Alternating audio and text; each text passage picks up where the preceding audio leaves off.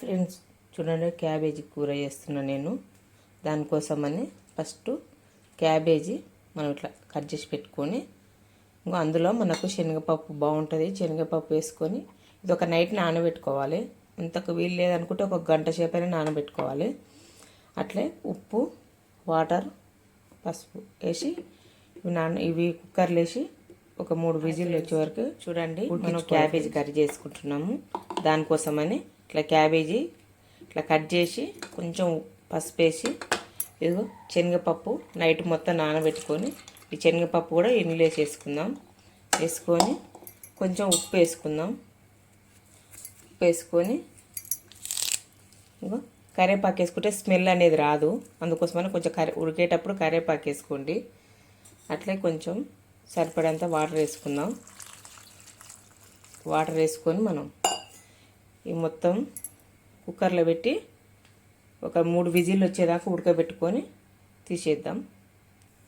ఇట్లా పసుపు కరివేపాకు వేయడం వల్ల స్మెల్ అనేది బాగా రాదు. ఈ స్మెల్ ఉండడం వల్ల పిల్లలు తినరు కదా, అందుకోసమని కొంచెం కరివేపాకు వేసి ఫస్టే ఉడికించండి. చూడండి 3 విజిల్ వచ్చినాక నేను చూస్తే ఎట్లా చేసుకుందాం అనేది. చూడండి ఫ్రెండ్స్, మనం క్యాబేజీ ఇట్లా ఉడకబెట్టుకున్నాం కదా. చూడండి శనగపప్పు వేస్తే సూపర్ టేస్ట్ ఉంటుంది. ఒకసారి ఇలా ట్రై చేయండి. ఇంకో ఇట్లా గిన్నె పెట్టుకొని ఒకటి మనం ఆయిల్ వేసుకుందాం.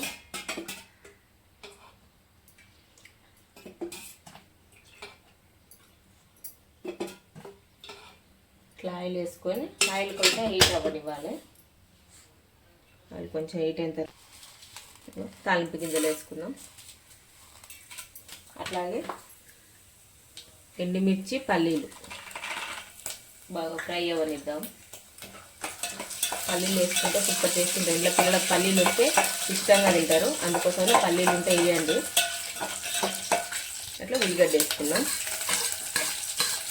ఉల్లిగడ్డ కొంచెం మగ్గనిద్దాం. కొంచెం అల్లం వెల్లుల్లి పేస్ట్ ఇగో ఇప్పుడు ఫ్రెష్గా దంచుకున్నాను. అందుకోసమనే కొంచెమే వేస్తున్నా, ఎక్కువ వేయట్లేదు.